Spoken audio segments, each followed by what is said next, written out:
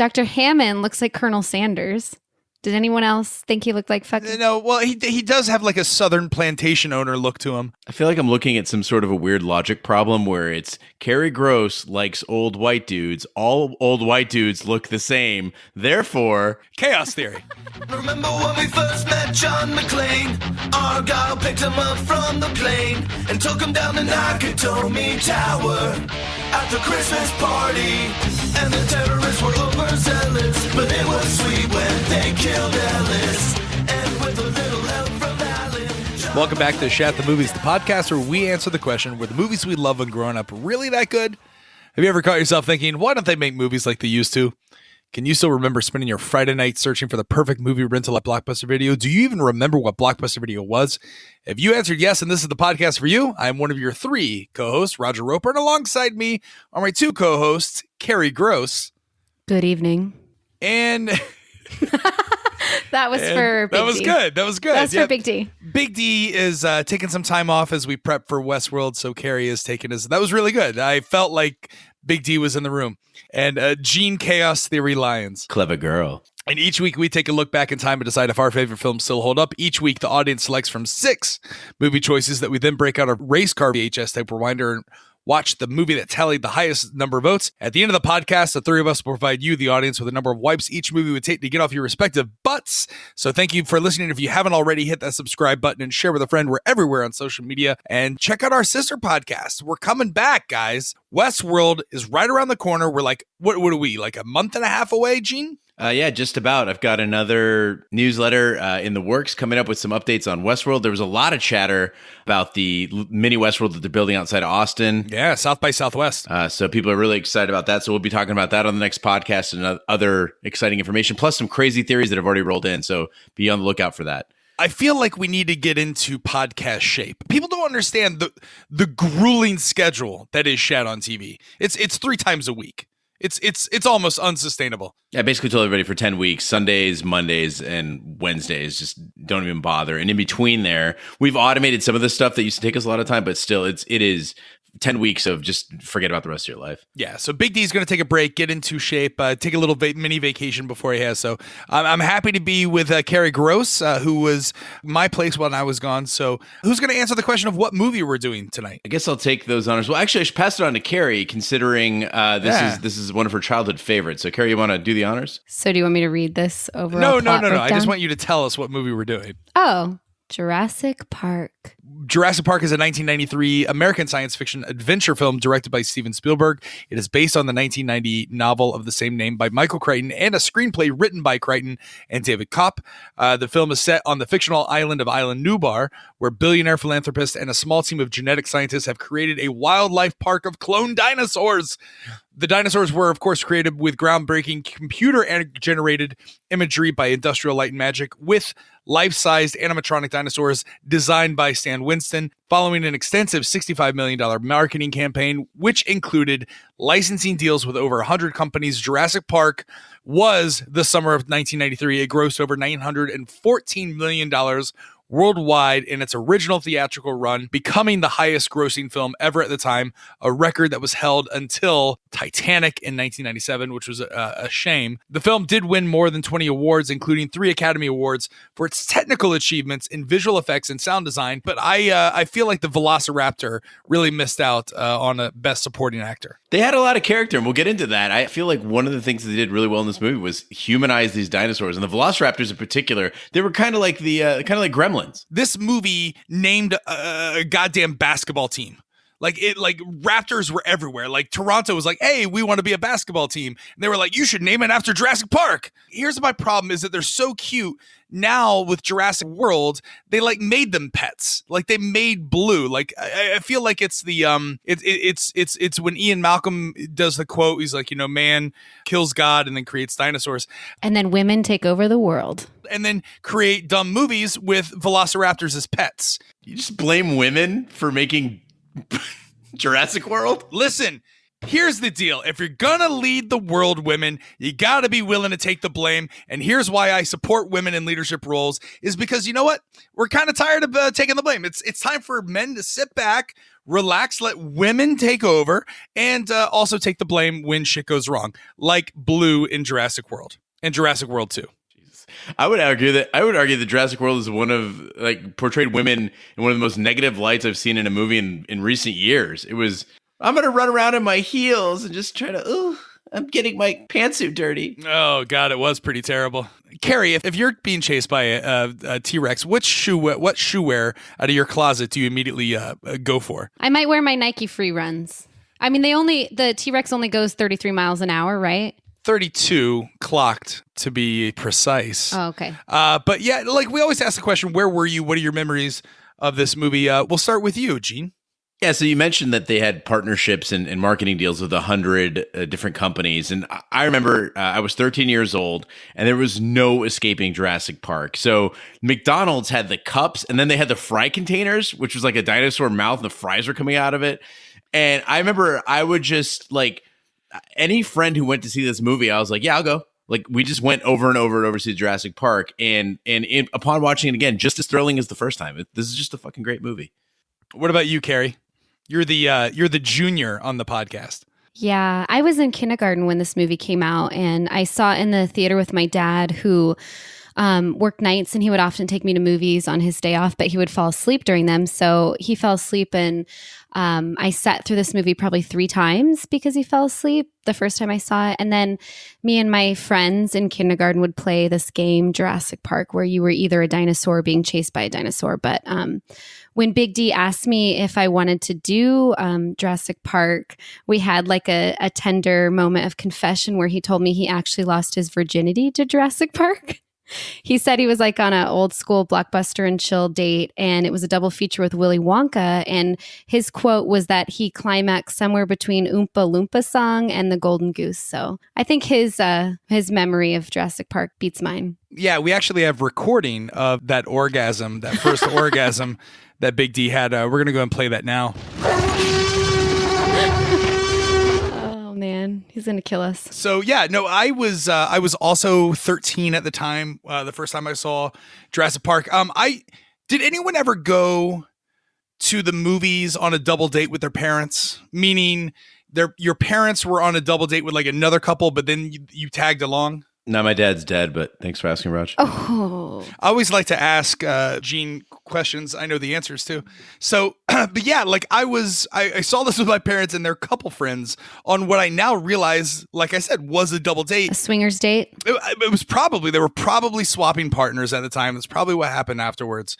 But I do remember we went to it in a Ford Explorer, which was instantly cooler. So much cooler. The moment we came out of that movie. I think it's also the reason I still own a Ford Explorer is because of this movie Jurassic Park. And your Ford Explorer wasn't built long after this movie came out, so that's right. Does it actually have the Jurassic decal? Because I see one driving around Scottsdale, Phoenix that I shit you fucking not. It has the Jurassic Park decal, and it's parked sometimes like at the local mall. That's right. That's you? That is not me, but I've seen that for sale on Craigslist, and I've thought, what would you rather have, the Jurassic Park Explorer or the Jurassic Park Jeep? Oh, the Jeep. Absolutely. Really? Go foreign. Is Jeep foreign? No, Jeep is American. It can't get more American than Jeep. That's why they suck. All right. Well, Big K, Kerri, play the trailer.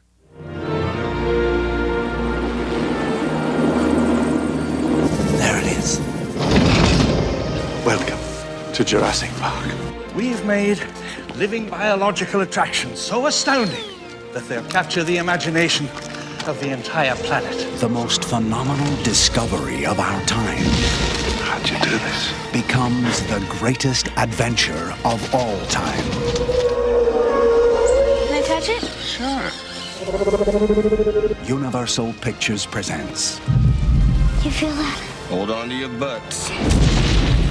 a Steven Spielberg film. Fences are failing all over the park. Yeah, that's nice. Gotta go.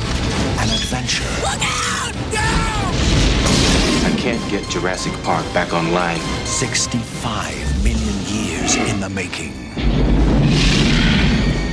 Jurassic Park. Industrialist John Hammond and his bioengineering company InGen have created a theme park called Jurassic Park on Isla Nublar, a Costa Rican island populated with cloned dinosaurs after one of the dinosaur antlers is killed by a velociraptor. The park's investors, represented by a lawyer, Donald Gennaro, demand that experts visit the park and certify that it's safe. Gennaro invites mathematician and chaos theorist Ian Malcolm, while Hammond invites paleontologist Dr. Alan Grant and paleobotanist Dr. Ellie Sattler. Upon arrival, the group is stunned to see a live Brachiosaurus. So as the scene opens, Jurassic Park does a great job of opening with action right off the bat, as a lot of Spielberg movies will do, and it just gets you, locked in the movie right off the bat, which I really love. Problem that I had here though was the whole premise of this movie is that they're visiting the island to certify that it's safe. I think someone dying kind of tells you it's not safe.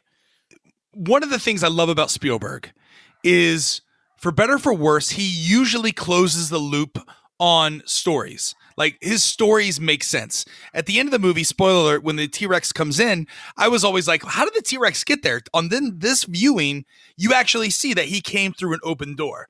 So the movie starts off with the death, and then the whole reason that the lawyer is visiting the mining site is because he's representing the investors, because they had a giant lawsuit because of the worker who died. So it makes sense of why they need to certify. No, but it doesn't, because they're talking theoretical when a guy just died from a velociraptor attack. They're not. They're like, the insurance company's up my ass. I've got to certify the park is safe for visitors. My problem is that you have all this automation, right? But they still have like a manual fucking door for the cage. Are you kidding me? Like, everything else is like high tech. I think, like Gene and I were talking about earlier, before they even need to find lawyers and have these, paleontologists back this theme park, why couldn't they just master one species of dinosaur, something safe, like a vegetarian? I'm not going to try to say the name. A Vegiasaur? A Vegiasaurus. Before they started creating like multiple species, wouldn't you just be like, hey, we could open a park and have one safe dinosaur? No, we went all out. We put T-Rex, velociraptors, raptors. Yeah, no one goes to SeaWorld to watch the sea lion show. Yeah, but sea lions exist out in the wild. Fucking Brachiosaurus is not just roaming around. But they created it, yeah. The bigger issue in casting, they made some really interesting decisions. So if you notice in the opening scene, I was like, oh shit, they got a lot of extras just kind of roaming around here. Everybody on this security team that's moving the Velociraptor is like 50 years old, like out of shape. Like, these are not the guys you're seeing in Jurassic World, right? These like SWAT team guys. But then you understand why they did it, because every important character is like a fucking superstar, right? Like, every important character, they got the best of the best. And I remember when Grant and Sattler first come on the screen and they're out at that dig, I'm like cheering. I'm like, oh, it's like seeing old friends. Then Hammond and Malcolm and Nedry. There's so many characters in this movie. It's so rich that even beyond the effects and the dinosaurs, that Ian Malcolm laugh, the Laura Dern in her prime, like when she was rolling out with all these David Lynch movies, she's young, beautiful, and like the main female character here. Yeah, okay, let me ask you this. Is Laura Dern hot? She's the most beautiful fucking woman ever. Seriously, I love her to death still to this day. She's a babe. Have you ever seen Wild at Heart with Nicolas Cage? I've seen Wild Hearts Can't Be Broken with the jumping horse. Yeah, we saw that one. We saw that one. Yeah. No, Laura Dern is in Wild at Heart. It's a David Lynch with Nicolas Cage, and it's kind of, I mean, you like True Romance. It's kind of in the same sense True of that. But like, all right, so Laura Dern though, okay, so you think she's hot. Yep. Is Laura Dern hot in mom jeans? Best butt. And weird paleontologist khaki shorts? She looks too skinny in this No movie. way. When Gene and I were watching this, we were like, there's her butt again. There's her butt again. Is this true, Gene? Is she saying this? Raj, there's a scene where she's outside the T-Rex paddock and it's raining and her raincoat is longer than her shorts. So you just see these wet, like fit Laura Dern legs with the hiking socks and the boots, and she's running around. It was hot as hell. How do you not see that? Hot. Listen, Laura Dern's a beautiful woman. I just think that the mom jeans didn't do her a good service, especially with wide hips and a small little waist. She's a fucking paleontologist. She's a genius. She can wear whatever the fuck she wants. Let's talk about Dr. Alan Grant. Is Dr. Alan Grant a stand-in for Indiana Jones? Well, Harrison Ford was actually offered the part of Dr. Grant, but turned it down because he said it wasn't the right part for him. And then I read an interview that he said after seeing it, he made the right choice by turning it down. Would Harrison Ford have made that role better, or do you think that Sam Neill was better in that role. I don't know. Sam Neill was brilliant. He sets up that first speech that he delivers sets up the entire movie beautifully. I don't know exactly how he knows so much about dinosaurs, like based on just fossils. Like he's like, I know every behavior they've ever done, but I guess that has something to do with the fact that he's regularly finding it. This first dig, they like shoot like what looks like a shotgun shell into the ground, and they see like an entire intact raptor just there. It's like, oh, like if like you're lucky in a real dig, you're lucky if you find like a thigh bone and you've got an entire raptor, and then also there's just children everywhere. I don't fucking understand this dig at all. This is like, I think what reinvigorated my love for dinosaurs and also introduced the idea that modern day birds are more related to dinosaurs than we originally thought, right? Like this kind of propelled what we know of modern dinosaurs to this age, which now we know dinosaurs all had feathers.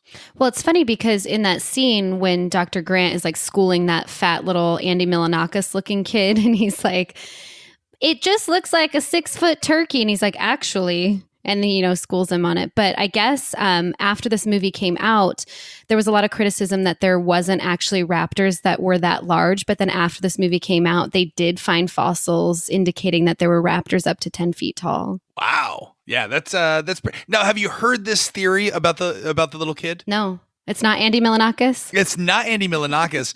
The one fan theorizes that the kid is actually the Chris Pratt character, and that's what invoked his love. That was the inspiration for him becoming a zoologist for dinosaurs. You think there's any truth to that? Do you believe that? No, that kid would be terrified of velociraptors from then on. That kid's got PTSD at this point. Like he's this crazy scientist in the middle of the desert, just basically threatening to cut your belly open with claw. That kid's going nowhere near dinosaurs. That kid is middle management at Steinmart.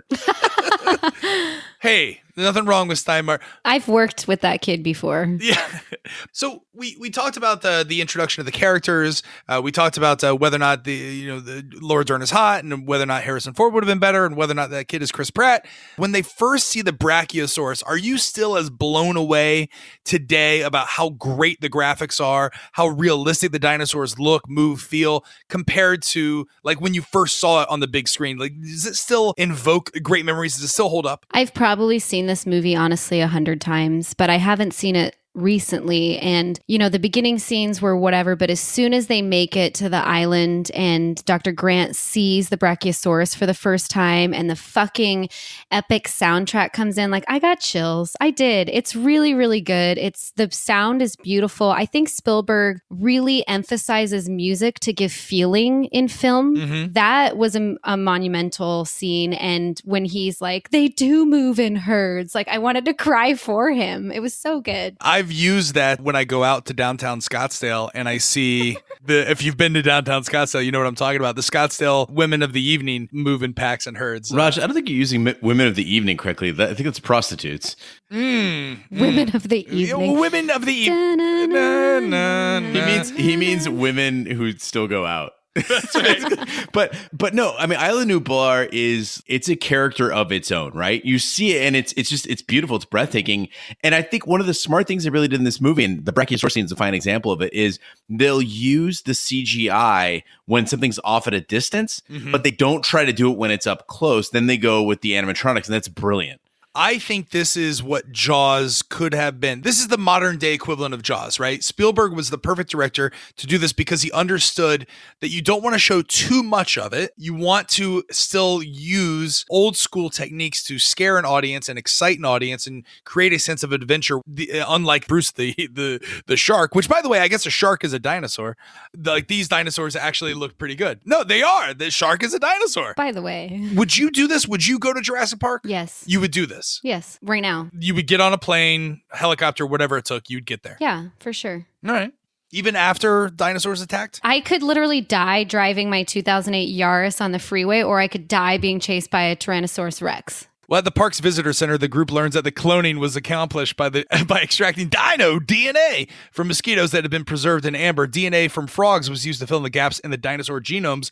To prevent breeding, all dinosaurs were made female. Malcolm scoffs at the idea of such controlled breeding, declaring that it will inevitably break down and life will find a way. The crew witnesses the birth of a baby raptor, and they visit the raptor enclosure during a luncheon. The group debates the ethics of cloning and the creation of the park, with Dr. Malcolm given a harsh warning about the implications of such genetic engineering as a whole. How many of us find Dr. Malcolm to be their favorite character? I'm torn. I like Malcolm a lot. I also really like Timmy. Oh, I love Timmy. But Dr. Malcolm is like my spirit animal. I love his realist, pessimistic outlook on things, backed by his witty one-liners. But he's also a genius, but also a smartass. And he's kind of cute. This is the most attractive Jeff Goldblum has been in a movie, correct? For sure, yes. He's got the ripped black pants, boots. He's wearing like a leather jacket. What kind of scientist is he? I imagine he's the kind of scientist that Gene wants to be. No, he's a chaos theorist. He's not a scientist. He's a mathematician. He's more of he's a philosopher. Yeah, basically. Right. By the way, from my understanding, doesn't he get like all of chaos theory completely wrong here? I mean, you have to modify parts of it in order to be able to caress Laura Dern's hand and dip water on her. But yes. But look, I mean, they say it perfectly, basically, where Hammond brings the scientists and Gennaro brings the rock star, right? He's sort of a rock star, and I get that he's kind of like a Neil deGrasse Tyson sort of character, and women drop their panties for deGrasse Tyson too. Yeah, he's a major babe. Oh, he totally is. Have you seen like a young Neil deGrasse Tyson? He was like jacked. I don't even care. I like older dudes. All right. No, nice. All right. Hello. Last week we did Braveheart, and we dropped a lot of Shat the history knowledge. Gene, you are Shat the scientist here. How did they do with dinosaur DNA and filling in the science of how to create and clone dinosaurs? Well, I know Kerri did a bit of research on this, but just on the first viewing of it, watching it, you have to simplify. We watch a lot of sci-fi on this podcast, and this is one of the more plausible setups. They kind of like answered a lot of questions that you might have, and I think they did an okay job. It's not, again, this technology is way beyond their capabilities in 1993, but I think that they did a good enough job. I like that Spielberg makes an effort to have some kind of background or a theory that is plausible for us to believe that you can create dinosaurs from mosquito DNA, but you can't actually preserve DNA in amber for over 65 million years. That's bullshit. But I like that he cared. Like when we were trying to do time travel with Time Cop, we had all of these loopholes and black holes, and none of it wrapped back around or made sense. But I don't get the theory that they could fill in missing genomes with cross-species DNA. That doesn't seem feasible to me. And if they're going to go with that theory, why did they pick frogs and not pick something closely related to dinosaurs like alligators or birds or like Raj-head sharks? So I think that there's an answer for this, and it kind of goes. It also answers the question as to why did they go with velociraptors and T-Rex and not just stick with a Brachiosaurus?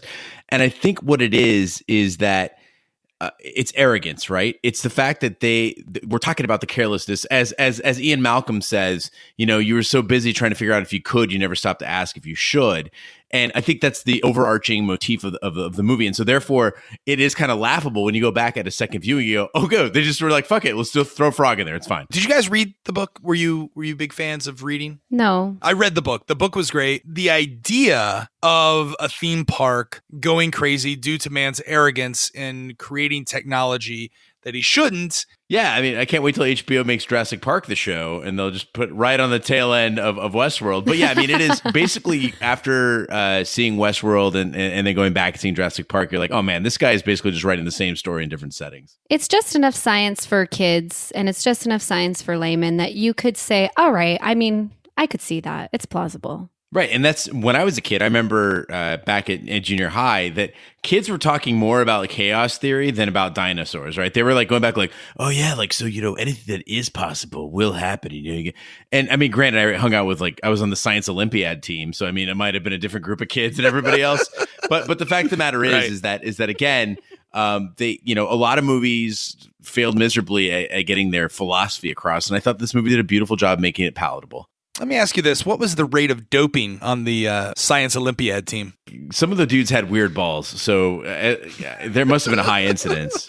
Yeah. If there's one thing I can knock on this movie, it's the scientist when he's like exploring the genome in virtual reality, but it's just him with a safety mask on. He's like moving his hands up and down on his computer. The thing is all, like how are you sequencing a DNA by just doing that? You're not even in virtual reality. You're wearing a safety mask. I like that we're laughing at this, but in Westworld, when we see Sylvester doing it, it's like perfectly normal. I loved that whole introduction, like little movie that he made. Like the little DNA guy looks like Clippy from Microsoft Word. Yes, that's right. And how can I help you? Yeah, it's bad, but good, but bad. Oh, and Dr. Malcolm, not Malcolm. No, Dr. Hammond. Dr. Hammond looks like Colonel Sanders. Did anyone else think he looked like fucking? No, well, he does have like a southern plantation owner look to him. I feel like I'm looking at some sort of a weird logic problem where it's Kerri Gross likes old white dudes. All old white dudes look the same. Therefore, chaos theory. The group is then joined by Hammond's grandchildren, Alex, who goes by Lex, and Tim, for a tour of the park while Hammond oversees the trip from the park's control room. The tour does not go as planned, with most of the dinosaurs failing to appear and the group encountering a sick triceratops. The tour is cut short as a tropical storm approaches Isla Nublar. Most of the park employees evacuate on a boat to the mainland, while the visitors return to their electric tour vehicles, except Sattler, who stays with the park's veterinarian to study the triceratops. Yeah, I thought about that, and I think maybe they've been piling up the triceratops. Like maybe they got a bulldozer that just piles up. There's actually a surprisingly little machinery around Jurassic Park. I'm always wondering how they maintain things, but yeah, it is that is a really, really tall shit. Even the small shit's a big shit. I think that scene definitely shows how this movie holds up for 25 years later. Like the animatronic Stegosaurus. Triceratops. See, here I go. Fuck. I need a little chart. The Triceratops, it's beautiful for being like 25 years ago. I guess there was 8 people like buried down in the dirt underneath it, working it like a puppet. But I guess I read this interview that Timmy like started crying when the actor that played Timmy started crying when he saw it for the first time because it was so good. Did any of you visit Universal Studios Florida? Islands of Adventure, if we want to get specific. So when Islands of Adventure first opened, the idea was they were going to center each little land as its own little island. And of course, Jurassic Park was very popular when they were designing it. So they made like the big focal point of Islands of Adventure, Jurassic Park. And they had, animatronic dinosaurs that you could go and visit. And like the park attendees would control it, right? It was like a show. Obviously, it did not go very well. No, people don't want to go see fake dinosaurs. They want to go see real dinosaurs, right? So that's where I think they got it wrong, and then they made all of Harry Potter World. But yeah, no, it looks really, really good here. I guess the problem that I have here is not necessarily with the technology and the puppetry of the Triceratops, but with kind of the creepy moves that Malcolm is making on Sattler and the creepy moves that Lex is making on Dr. Grant. Yeah, was I the only one creeped out that she was like obsessed with him? She's a child. I mean, I guess it wasn't the other way around. Like it wasn't a Lolita complex, but she was trying to hold his hand. It was very weird. Why was Spielberg going down that path? I don't get it. Well, if you want to go back to Raiders of the Lost Ark, I think we have our answer.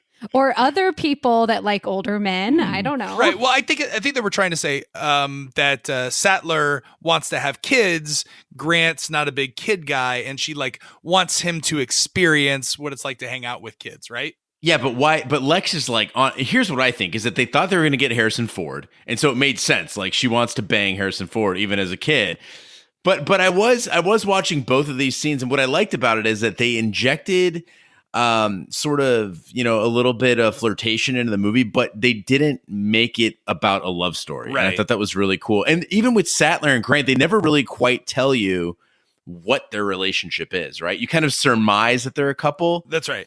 But you can see also that he doesn't feel like he can just grab, Ian Malcolm and be like, hey, back off. But how weird is it when Malcolm grabs Sattler's hand and is like explaining this theory? He doesn't grab her hand. He caresses her hand. But he's explaining some theory to a paleontologist and an archaeologist. And she's like, are you listening to this? Like it's some fucking world-renowned thing she's never heard of. Her mind is completely blown while he's caressing her hand. How often do you think that works for Malcolm?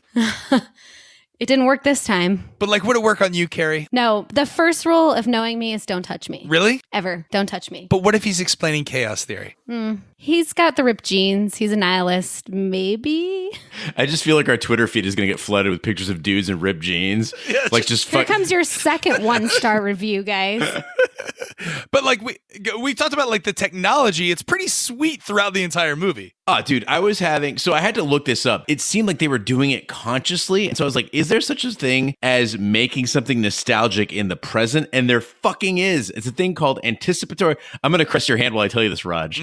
Anticipatory nostalgia. It's a term for being nostalgic while you're still in the present. I was reading about this, and what it reminded me of is when you do ecstasy, you're rolling, and then you already start to think about how sad it's going to be when you're not rolling anymore. That's what brings you down. And so Jurassic Park really did this. And what they did was they made it almost like a time capsule of a movie with all this new tech that's like cutting edge, but also adorable. So like, look, these cars are electric. These kids have the night vision. And my favorite one is when they exclaim, interactive CD-ROM. I was like, yeah, I remember those days. But let me ask you this. Would anticipatory nostalgia also apply for when I'm on mushrooms and I'm nostalgic for rolling? No, I don't think it works that way at all. No, but it is. But you know, it is that sort of thing where when AO goes to a match and the match is just everything's on fire and the capos are going and the tifo comes out and you're having that moment and you already know what it's going to feel like when it's gone and it just kills you inside. So you just want to keep it going. And then you just start drinking like crazy, and then you do a bunch of cocaine, and then you find yourself on the beach in San Diego somewhere. Yeah, that's exactly what we do. Yeah. So Jurassic Park's lead programmer, Dennis Nedry, has been bribed by Dodson, a man working for Hammond's corporate rival, to steal valuable fertilized embryos. Nedry deactivates the park security system to gain access to an embryo storage room where he stores the embryos inside a canister disguised as a Barbasol shaving cream supplied by Dodson. Because of Nedry, the power goes out and the tour vehicles become stuck. Most of the park's electric fences are deactivated as well, allowing the Tyrannosaurus to escape and attack the tour group. Grant, Lex, and Tim escape while the Tyrannosaurus injures Malcolm and devours the lawyer. On the way to deliver the embryos to the island's docks, Nedry becomes lost in the rain, crashes his Jeep Wrangler, and is killed by a Dilophosaurus. I was waiting for Dilophosaurus, which is really I had to write Dilophosaurus phonetically because... Yeah, Dilophosaurus. Kerri, you want to tell us about Dilophosaurus? I text Big D and I said, you're not here to tell me not to drink wine. Just wait until I have to say Dilophosaurus. I feel like a Dilophosaurus that doesn't spit venom or have fins on its head is basically just a velociraptor. Did you know they don't actually have the gills and they don't actually spit venom? That was a creation of Spielberg. So here's the idiocy of what we're talking about, though, is that they made the dinosaur and it does this thing. And we're like, well, no, it wouldn't do that. We don't fucking know. It might have done that. And I think that gets to a point that baffles me about this movie is the same with like the T-Rex. Like they're like, if you don't move, he won't know you're there. I'm like, how the fuck do you know that from fossil records? Do you know that it was based on like, also, did he have a sense of smell? Could he hear you? You study alligators and crocodiles and birds. Oh, okay. That's what alligators also can't see you if you don't move. You tried that one out in Florida? You got to shine a spotlight in the eyes. Listen, it's we all go through. That's how you get your license in Florida, your driver's license. The thing I love about this movie is, like you said, Gene, when we first, it's not just Sam Neill. It's not just Laura Dern. It's Samuel L. fucking Jackson. It's, oh God, who's the actor's God? Michael Knight? It's Wayne Knight from... Wayne Knight, that's right. Michael Knight was from Knight Rider. Michael Knight was David Hasselhoff. That's correct. Yeah, I mean, Samuel L. Jackson, this is 1 year before Pulp Fiction, which is like, I mean, his come out performance. It's crazy to see him in like a family friendly film and being like, you better watch your butts. And you don't hear a motherfucker or him like, you know, threaten to shoot somebody. And then Nedry, who, even though they made up this species of dinosaur or kind of manipulated the history of it, that scene when he gets shot with the whatever, venom or oil, is such a standout scene for me. I mean, even 25 years later, and you'll all laugh at me because I don't know anything about technology and I have to call my IT guys at work all the fucking time. Anytime I can't put my password in, I see Nedry's face being like, didn't say the magic word. And then I see Samuel L. Jackson's face being like, please, God damn it, I hate this hacker crap.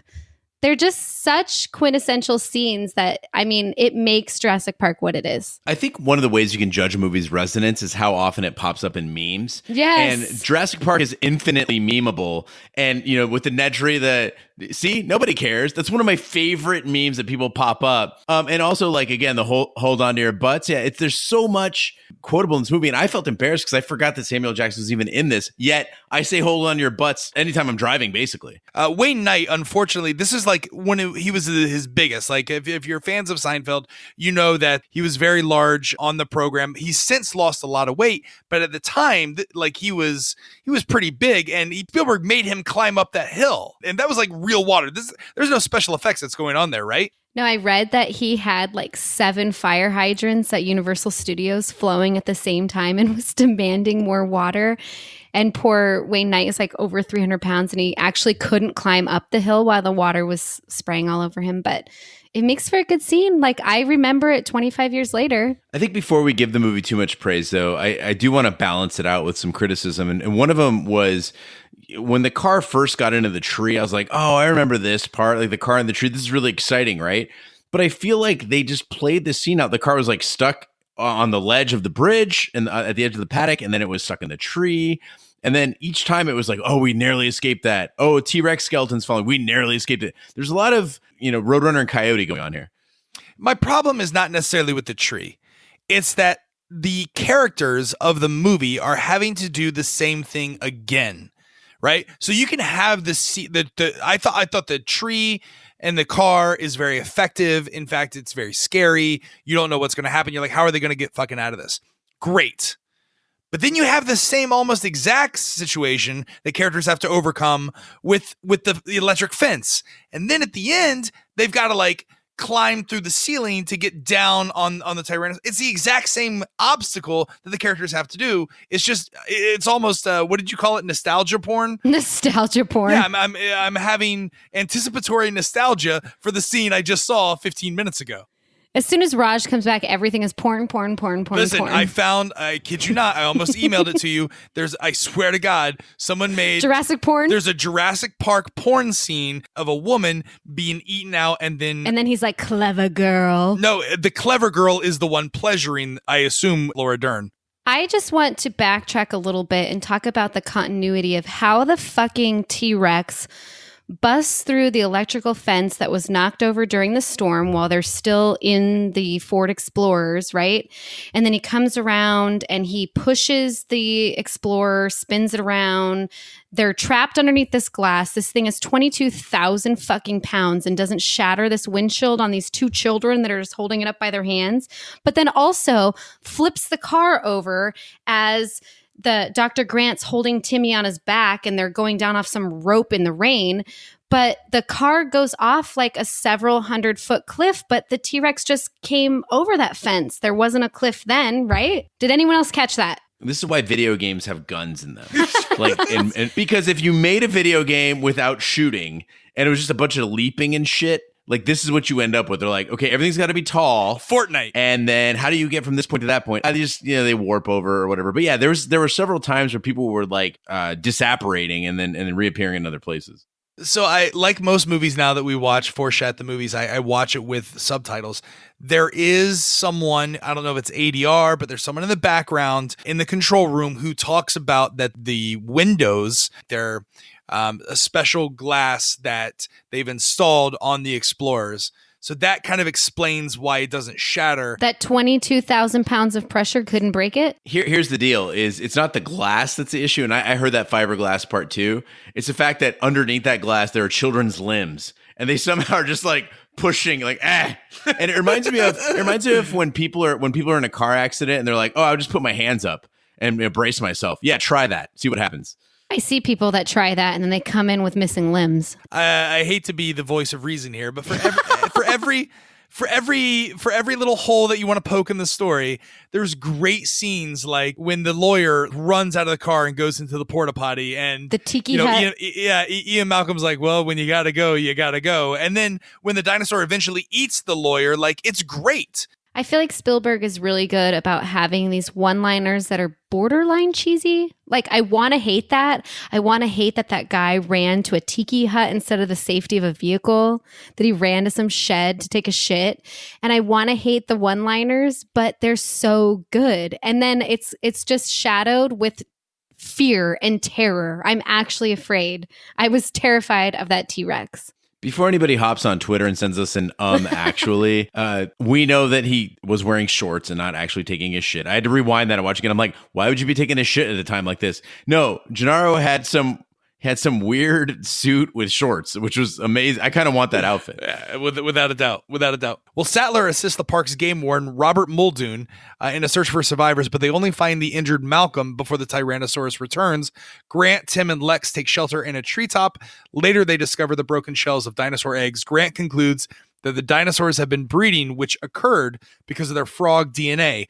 West African bullfrogs can change their sex in a single-sex environment, allowing the dinosaurs to do so well, proving Malcolm right, which is why I believe that also explains why Wonder Woman exists on an island full of other Amazon women princesses with no men seemingly around. Frog DNA. We've got a few minutes without talking about how sexy Jeff Goldblum is. And I was watching him as he's hurt and he's like laying on the ground. And I'm like, did he just get hotter? Like, he's hotter when he's kind of bloody? Because he busted open his shirt and he's all fucking sweaty and shirtless. He's a babe. So what I need to do is just start leaving my shirt open and laying around. You need to be helpless. Well, got that done. And lay around and be like, oh, there's nothing I can do. Sold. And you've got your shirt, your ripped pants, your boots, and you're talking about chaos and nihilism. That's what attracted me to Gene in the first place, to be quite honest. Yeah, 1994 goth is basically what I need to do. This movie has such a tight script. It's hard for me to find anything wrong with it. I like that Raj spent 20 minutes complaining about different parts of this movie and then suddenly is like, but it's so good because he detects that we're getting to the end and he's already got his mind made up about his score. He's not even listening to himself. But the thing is you make an important point, Raj, is that there is an overarching fun to this movie. And if somebody asked me to describe Jurassic Park one word, it's just fun. Iconic maybe would be one word, but it's fun from start to finish. And I find myself smiling every time I watch it. And there's a power to that. Well, and I feel, like I said before, that is what Spielberg is so good at doing. I mean, people think of Jaws as a horror movie, but there's not really a lot of horror. Like, it's still family friendly. Like, it's not R-rated, or is it? I don't know. Did anybody? I think it's PG, right? There was no such thing as PG-13 back then. It's scary. It's scary, but it's family friendly. And other Spielberg, like E.T., it scared the fuck out of me as a little kid, but it was still really good. And at the end of it, you loved E.T. You did, even if you were afraid of him in the beginning. And with Jurassic Park, it's the same thing where he pairs these scenes back to back with funny, family-friendly things with these, someone got killed. 2 people, 3 people got killed in this movie. So it is serious, but it is funny. Yeah, there's humor moments, like when the dinosaur sneezes in the face and that kind of stuff, right? Like, to answer your question, Jaws, shark, dinosaur, it is rated PG. And it is the scariest movie I've ever seen in my life. That's the reason I won't I won't take baths anymore. Well, unable to decipher Nedry's code to reactivate the security system, Hammond and the park's chief engineer, Ray Arnold, opt to reboot the park's system. The group shuts down the park's grid and retreats to an emergency bunker, while Arnold heads to a maintenance shed to complete the rebooting process. When Arnold fails to return, Sattler and Muldoon head to the shed. They discover the shutdown has deactivated the remaining fences and released the raptors. Muldoon distracts the raptors while Sattler goes to turn the power back on before being attacked by a raptor and discovering Arnold's severed arm. Meanwhile, Muldoon is caught off guard and killed by the other 2 raptors. He's killed by a raptor. You said being attacked by a rapper. A raptor. Being attacked by a rapper. So Raj, you mentioned Timmy getting electrocuted, and Kerri and I watched this together, and both of us were like, Oh, here it comes. Here it fucking comes. And it's still to this day, that is it's so hilarious. And like the fact that they build it up makes it so much more fun. Well, what's ridiculous, and I said it 1,000 times while we're watching it, is like Timmy is fucking small enough to just crawl through the fence at the bottom. Why is he climbing the fuck over? Why are any of the kids climbing the fuck over? And then when Sattler's in like the break room and it's like, okay, I'm turning this on and this on and this on. Like, of course, the perimeter fence is the last button. It's so good. And then she clicks it and it's like, wah, wah. And he's like, you got to jump now. And he's like, okay, 3, 2, and then shoots off like a fucking bottle rocket. And he catches him and then performs the worst CPR I've ever seen. And he just wakes up burnt and crispy with frizzy hair. I watched it 30 times today. I played it on repeat. You can watch just that scene on YouTube. So I wrote this down as a question to ask you. As a nurse, have you ever treated a victim of electrocution, and were the symptoms the same? Were the symptoms being cute and frizzy and fried? No. So you've seen like a victim of electrocution. Yeah, I worked trauma ICU. So gunshots, stabbings, fires, hangings, car crashes, electrocution, you rarely live. That's why I'm like, this ain't fucking real. And then when he's like, he's not breathing, and then he starts doing CPR. First of all, if you listen to Flatliners, you've learned that only less than 10% of people survive CPR. So little Timmy's dead. He's dead. But he wakes up cute and frizzy and fried. So, like, thank you, Spielberg. He's too cute today. What's interesting about this movie is hardly anybody emerges unscathed, right? You either die or you get hurt at Jurassic Park. I think Hammond's the only one who doesn't get injured. Even in several scenes, Laura Dern has a limp, and then in the next scene, she doesn't have a limp. What's that about? Everyone has a goddamn limp in this movie. In the second half of the movie, like Timmy has a limp because he just got electrocuted. Laura Dern has a limp for some apparent reason. Like everyone's limping around. Like Dr.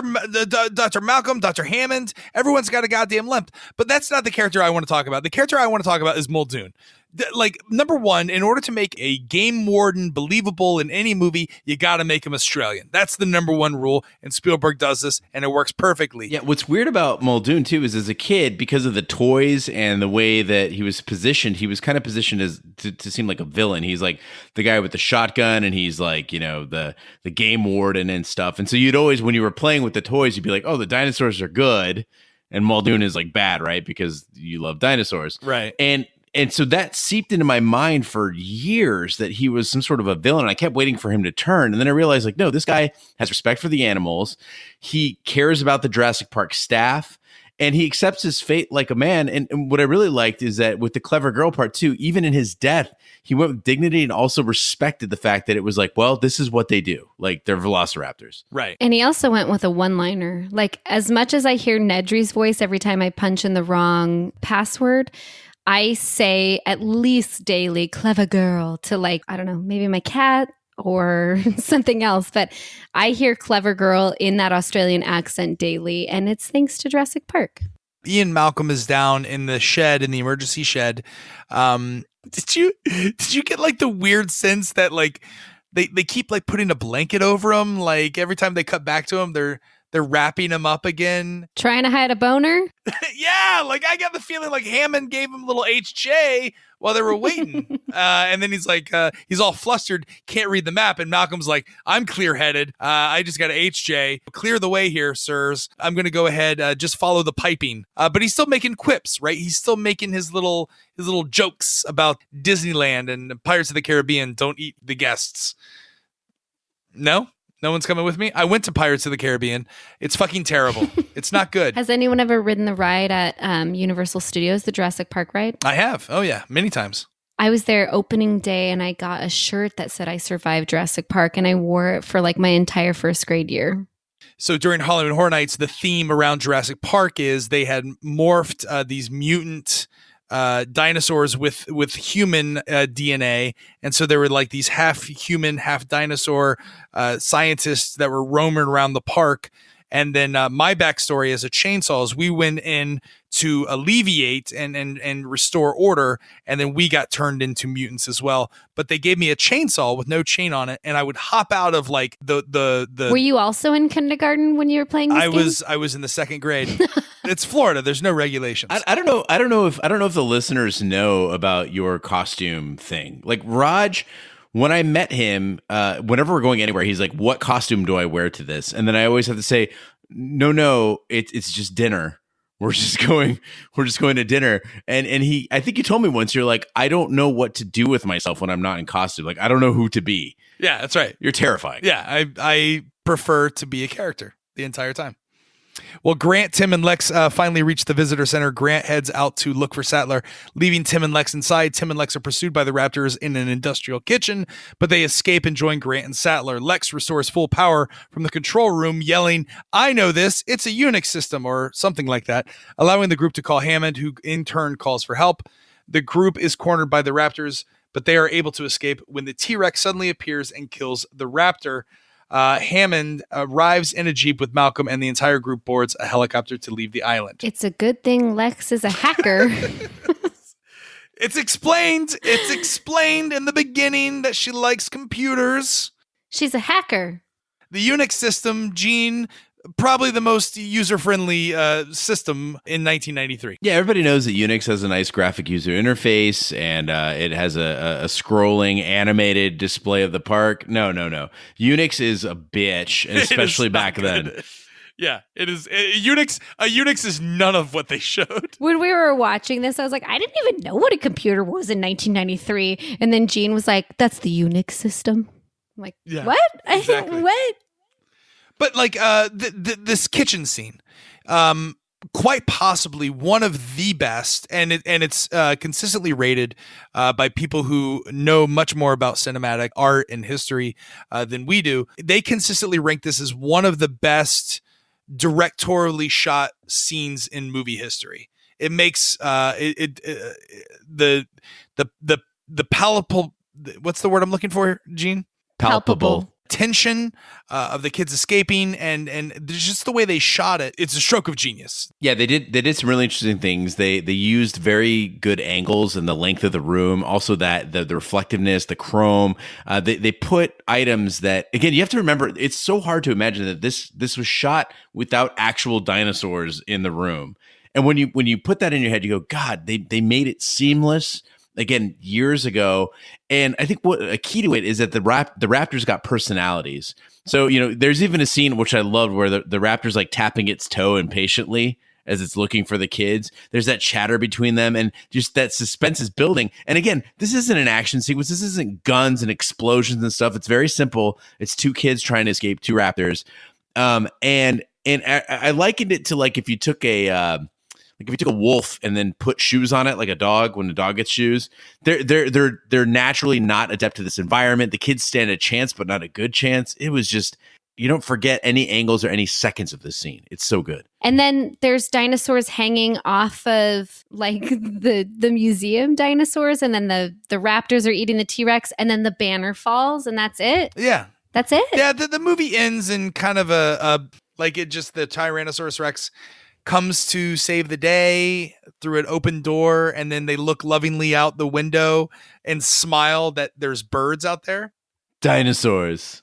Those aren't birds. Those are dinosaurs. Yeah. What I like about the movie, though, is that they set it up for the sequel kind of like 3/4 of the way through the movie, which I thought was really brilliant. Like most movies, it's like, it's over, but is it? And in this one, it was like they found the eggs. It's not over. And that was kind of cool that they set it up early. I like that, but I agree that it was kind of an anticlimactic ending. Well, now's the time of the podcast where we break out our Shat meter and tell you how many wipes this would take to get off your respective bums. If you've never listened to the podcast before, Zero Wipes is a perfect movie. It's the equivalent of running into a porta potty while on a dinosaur tour, only to not have to wipe because you were just eaten by an extremely realistic CGI dinosaur, even by today's standards. 5 Wipes is a terrible movie. It's the equivalent of a triceratops with tummy ache that lays a turd roughly the size of a shirtless Jeff Goldblum because it was eating plants that existed 100 million years after it should have been eating them. That being said, Kerri, how many wipes do you give Jurassic Park? This movie was super nostalgic for me. Like I said earlier, I've seen it probably 100 times. The soundtrack is incredible. The animatronics, the CGI, especially for the time, is unparalleled, even to movies like current movies. This movie's 25 years old. Spielberg, as a director, adds so much to each scene, and he takes time to tell a story and build each character. There's only actually like 9 minutes of screen time for dinosaurs. You would think there'd be more, but he gives just enough. And to make this big blockbuster film, but also family friendly, I loved it. Even with the scientific loopholes about the amber and the DNA, I loved this movie. I was never bored. I could watch it over and over. Even with kid actors, I didn't hate them. I feel like he picked really good. Like Timmy's probably my favorite. I hate to say it, but I love it. I'm giving it 0 wipes. Wow. I called Big D and I said, look, I'm taking your spot. And the last time I took someone's spot, I got a fucking 1-star review on iTunes. I need some guidance. I'm going to tell you my score after you tell me your score. And he was like, Jurassic Park is seriously the best fucking movie. There was nothing I would change about it. 0 wipes. So for everybody fucking listening, Big D would have given it 0 wipes as well. So my score is 0. Wow. All right. Gene, how many wipes? I agree. Jurassic Park is incredibly fun to watch. It is fun. It is iconic, beautifully produced. And I can't think of a movie with more iconic scenes, a more noticeable score, a more perfect cast. It's leagues beyond other huge franchises. And I know this is going to sting you, Roger, but it's better than the Star Wars. But it falls short of breathtaking at the times when it relies on gags, and that is the only black eye, the only bruise on an otherwise perfect movie. I feel like when you go to a 3D movie and you feel like they force those 3D scenes, it can get a bit clunky when they're trying to manipulate the audience, and there were just noticeable seams in a it's like a beautiful dress with noticeable seams in it. Still, they did a lot more than, with one shotgun and some creativity than all of Jurassic World did with all of its gunships and the monstrous new dinosaurs and explosions every 5 minutes. So for me, it is just on the verge of perfect, but I'm going to have to go half a wipe. That is one big pile of shit. No, I agree with you. I just been waiting to play that. I've just been waiting to play that. Wait. Before you say, Gene told me earlier, he goes, I bet you Raj says this is a fucking 0 wipe movie. Is it? No, I actually agree with Gene here. I think it's nearly flawless. It's nearly perfect. But like, I feel like when we compare it, we've been doing this now 64 times. Is it 64? It doesn't matter. We've been doing for over a year and a half, almost 2 years now. And so there's other movies that I feel like should be like the 0 wipe should be held up only for those movies that are absolutely 100% nothing wrong with them. They're flawless movies. And this comes very close to it. I think this is like a Terminator 2 movie. It's enjoyable. I can watch it. In Roger's awesome world, I would have dinosaurs and Jeeps and Explorers and John Williams doing the score. But there's a couple things that are not, there's a couple loopholes in the movie that, make it not perfect. And for that reason, it's half a wipe as well. So I agree with Gene on that. That being said, Gene, if we were to add up 0.5, and then 2 zeros, what does that give us? Oh, we're going 2 zeros? Are we throwing in Big D's 0 or are we just doing Kerri's? We've never 0? done a 4 score before. No 4. I think it's only got to be divided by 3 by the 3 voting parties. All right, let's do it. Yeah, no, my score, I really just didn't want to okay, so say Big D was like, this is a 5 wipe. Like I'm not a fair stand-in for him if we don't agree on movies the same way, right? That's not right at all. So with that being said, Gene, what does that give us? So a 0 from Kerri Gross, a 0.5 from me, and a 0.5 from Roger Roper gives us an average score of 0.3 repeating. 0.3 repeating. If we were to compare that to the pantheon of movies that we've reviewed, where does that put it? With 0.3 repeating, that takes Jurassic Park and it ties it for 5th place with Terminator 2 and Fight Club. Yeah, I mean that makes sense, right? Because the only movies above that are Pulp Fiction, Raiders of the Lost Ark, and Back to the Future. Samuel L. Jackson and Harrison Ford. I would argue that Fight Club is slightly better than Jurassic Park. I gave my score to Jurassic Park in the genre that it is. You know, like a summer family-friendly blockbuster that had some sort of monster or CGI thing. Like, it kills King Kong. It kills all of it. King Kong was in this movie? No, I'm comparing the genres. Do you know that King Kong was actually it was a metaphor? It was for like, wasn't it for racism? For like white women dating black men? Like that's what made all the white men angry. And that's why they sent planes. I'm not sure that's what King Kong was about. That's what they taught us in Florida. That I believe. That we believe. All right, now's the time where we break out our shout outs and tell you what the next movie we're going to be doing. Gene, what is a shout out? Roger, I'm glad you asked. A shout out is our way of saying thank you to the listeners for visiting shatthemovies.com. So if you go to shatthemovies.com, there are multiple places where you can put in your name for a shout out, and we will read your name on the podcast. This week, we have several shout outs. It's been a busy week. And I'd like to start out with the first one. Shout out to Hugh Direction. Yeah.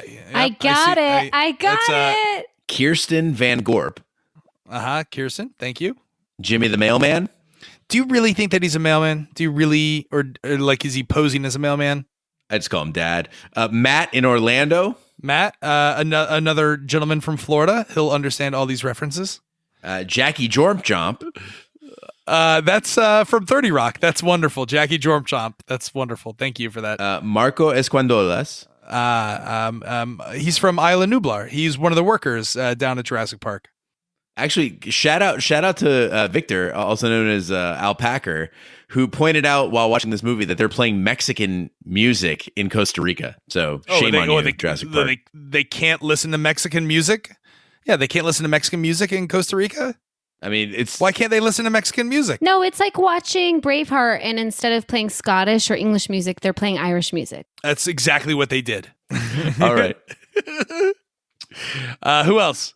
Also, Robert. Hey, Robert. Jenny Rose. And last but not least, Regal Standard. Listen, if that's his real name, he's probably British. So thank you, everyone, for writing in for your shout-outs. If you'd like to hear your name on the podcast, go to shatthemovies.com and put your name in for a shout-out. We will read it next week when we do our next review. We did receive one voicemail of the week. If you are interested in calling in, leaving a review, or whatever is on the top of your mind, that phone number to call in is 914-719-SHAT. Again, that phone number is 914-719-SHAT. This week's voicemail of the week comes from Kentucky, USA, from a caller who believes that Jurassic Park should have never been taken over by Titanic. Here it is, your Shat voicemail of the week. Hello, no one is available to take your call. Please leave a message after the tone. I'll tell you guys how I incorporate Shat the podcast into my real life. I was working one day, worked for a fire department, and we were in a home improvement store, and man, I had to go to the bathroom. So I go in there to the bathroom, and I'm peeing. Decided to let out a little toot while I'm in there peeing, and end up shitting in my pants at this home improvement store. So then it becomes a very dire situation, because at any minute now my radio could let me know that we've got to get the hell out of Dodge, and here I am with a shart right in my pants. So I go to the stall. I was the only one in there at the time, and I'm trying to clean myself up, and I just keep on wiping. You know, it's a mess. It's embarrassing. It's a huge mess. But it reminded me of the 1997 flick, James Cameron movie, Titanic, which is by far the worst movie I've ever seen in my life. That's a movie that just will not get off your ass. You have to pressure wash that movie off your ass, and that will always remind me of the time that I was in a home improvement store here in Kentucky and shit in my pants. Anyway, I love what you guys are doing. I listen to it every week. It's great. I got all the guys at work listening to it.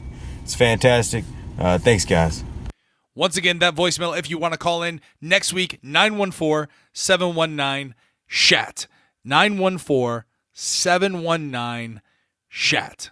That concludes this week's episode of Shat The Movies. Be sure to follow us everywhere on social media and share with a friend.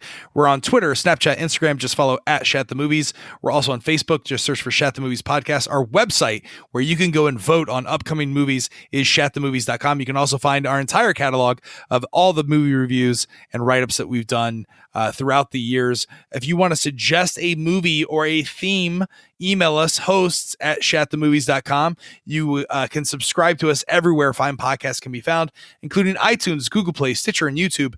Be sure to subscribe. And if you stop by iTunes, please be sure to leave a 5-star review. That helps the podcast grow. You can also, on our website, click, if you like Amazon like I do, you can click on our Amazon affiliate link. It doesn't cost you any money, but we get a couple pennies thrown our way for every purchase that you make by using our affiliate link. It helps, keeps the light on here at Shat The Movies. We also are doing a TV review podcast. If you haven't heard about this or seen this, you heard about this? You've seen this? It's Shat on TV, where we review television series such as Westworld, Taboo, American Gods, and Game of Thrones. You can find all the information on that website, shatontv.com. We also are proud to announce we just recently launched our iHeartRadio and Spotify accounts as well. So you can follow Shat The Movies and Shat on TV, all of our catalogs on Spotify and iHeartRadio, that kind of thing. Also, Big D mentioned that we may soon be getting sponsors. Gene, is that accurate? I don't know if we're supposed to talk about that, Raj, but we're not going to talk about that now? All right, we'll wait till Big D comes back. All right. Sponsors. I want wine. I want wine and cat treats. On behalf of my co-host, Big D, who couldn't be with us, but Kerri Gross is, and Gene Lyons, I'm Roger Roper. Be sure to join us next week for our review of this following movie. Take care, good night, and good luck. Any problems, Don? Just as long as we have a working weapon by the end of June. I haven't had a working weapon since Korea.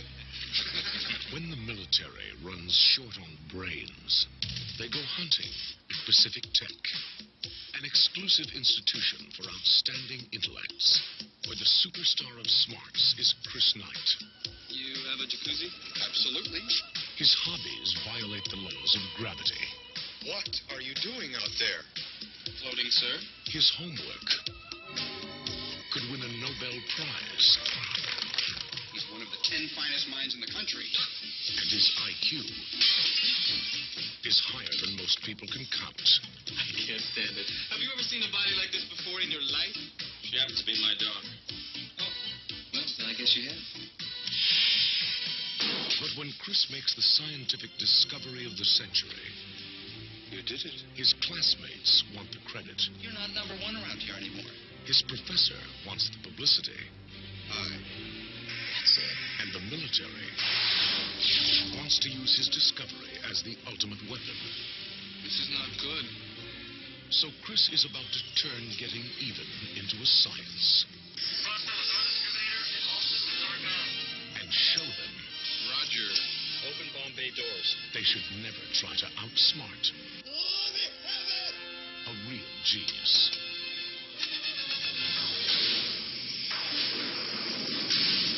It's no longer lagging efficiently. It's not shutting down. Shut us down. Real genius.